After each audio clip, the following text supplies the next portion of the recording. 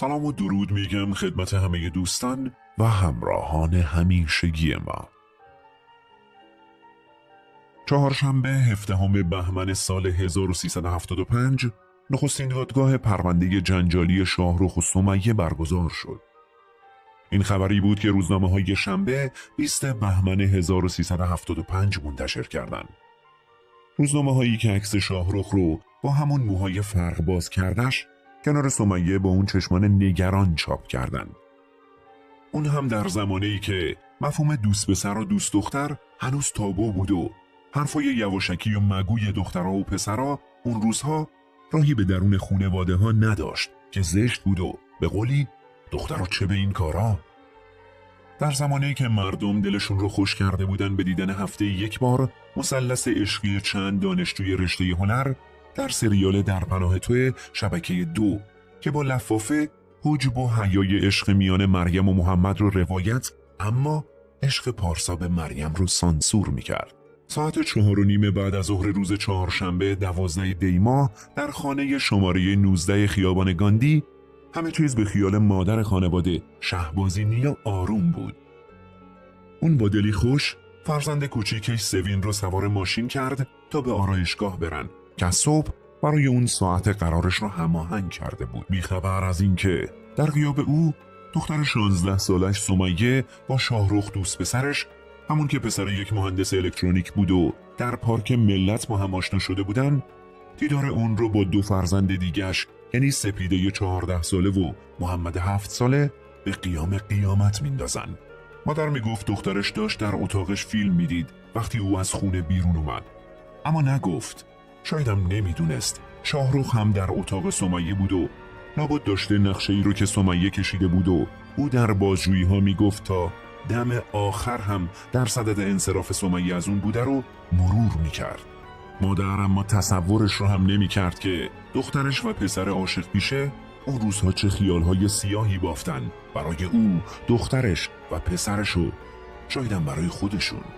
اون بیخیال از اینکه دختر و پسر نوجوان در طبقه بالای خونه ویلایی و در اتاق سمیه در انتظار رفتن او از خونه ثانیه شماری میکنن تا دستکش هایی رو که صبح همون روز از داروخونه خریده بودن به دست کنن و پی اجرای نقششون برن تا مبادا اثری از انگشتاشون در صحنه قتل به یادگار بمونه.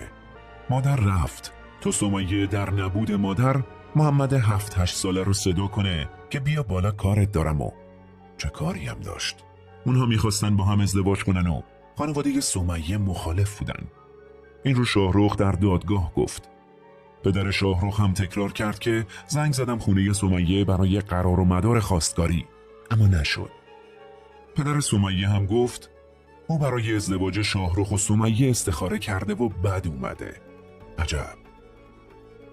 سمیه اما چشماش دو میزد. چشمایی که روز چهارشنبه 12 بهمن مضطرب بود و هراسون و شایدم نگران، اما انگار تردیدی نداشت وقتی محمد رو از طبقه پایین صدا زد. وقتی شاهرخ از پشت در محمد رو گرفت و دوتایی او رو به حموم یکی از اتاقها بردن و شاهرخ گردن پسر بچه رو فشار داد. وقتی هنوز صدای نفس کشیدن محمد رو سمیه شنید، خواهر بزرگی که باید عاشق برادر کوچیکش باشه سر برادر رو در وان پر آب فرو برد و منتظر موند تا نفس محمد از شماره بیفته و بمیره. محمد دیگه نفس نکشید وقتی مادر در آرایشگاه بود و به این خیال که دختر بزرگش داره فیلم میبینه و محمد و سپیده در طبقه پایین توی اتاقشون دارن درس میخونن. اون ساعتی که سمیه داشت برادرش رو میکشت، پدر هم در کارخانه مواد شیمیاییش مشغول کار بود. سمیه میدونست پدر حالاها خونه نمیاد. پدر خبر نداشت عکس سپیده خواهر کوچکتر سمیه با عینکی مد اون روزها با قابی بزرگ و سیاه یک روز روی روزنامه ها میفته. سپیده هم نمیدونست این عکس پس از کشته شدنش اون هم به دست خواهرش در روزنامه ها دست به دست میچرخه و موجب شهرتی میشه که ای کاش نمیشد. سپیده هم اون روز چهارشنبه در اتاقش بیخبر از همه جا داشت درس میخوند. سمیه او رو صدا زد. سپیده از اتاق بیرون رفت و شاهرخ به اون حمله کرد. سمیه در دادگاه در همان 17 بهمن ماه 1375 گفت: او رو هم به حمام بردیم و خفه کردیم. بعد هم منتظر مادرم شدیم تا از آرایشگاه برگرده. به همین سادگی. اکرم از آرایشگاه برگشت.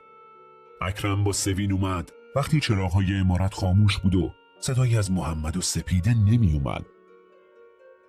تاریکی، خاموشی و سکوت شد بلای جون مادر. سراسیمه سپیده و محمد و حتی سمیه رو صدا زد. جوابی که نیومد، کلافه در اتاقها چرخید، از این اتاق به اون اتاق. تو اون خاموشی صدای دختر بزرگش اومد: مامان، بیا بالا کارت دارم. مادر متعجب که چرا در خاموشی ایستادی دخترم؟ چرا جواب نمیدی؟ مادر خبر نداشت سمیه داره او رو از بالکن میپاد. مادر نگران رفت بالا. دختر افسون شده به مادر حمله ور شد و ناسزا گفت. شاهرخ از پشت گردنش رو گرفت. مادر احساس کرد تیزی داره گردنش رو میبره. فریاد زد: اینجا چه خبره؟ مادر تقلا کرد و اصرار که هر کاری بگید میکنم، فقط ولم کنید. او از چنگال دو قاتل و نوجوان گریخت و در عوض شنید که سمیه و شاهرخ با محمد و سپیده چه کردن. اینجا همه چیز تمام می شد. همه چیز در روزنامه هایی که با این خبر شوم تیتراژشون بالا رفت. کارشناسان گفتند و نوشتند از سمیه که افسردگی داشت. پدرش هم همین رو گفت در دادگاه، وقتی که گفت همون 4شنبه 12 دی ماه 3 فرزندش رو از دست داده و برای او سمیه مرده. وقتی داشت از شخصیت اجتماعی خودش، از اینکه کارخونش رو به سختی راه انداخته، از کارهای خیرش و از همه چیز میگفت، در لابلای اونها این رو هم گفت که دخترش یک بیمار روانیه و متعجبه که چرا روانپزشکان این رو نفهمیدن. اون روزها اما روزنامه ها او رو متهم کردن که چرا از پدریش نگفت که برای سمیه چگونه پدری بوده.